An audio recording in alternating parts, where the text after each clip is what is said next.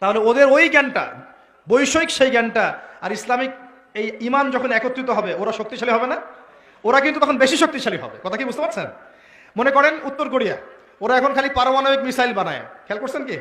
ওইটা দিয়ে আমেরিকাকে ভয় দেখায়। তো আল্লাহ যদি কবুল করেন, ওরা যদি বেশিরভাগ মানুষ আগামী 20 বছর পর মুসলিম হয়ে যায়, ওরা শক্তিশালী হবে না আমরা?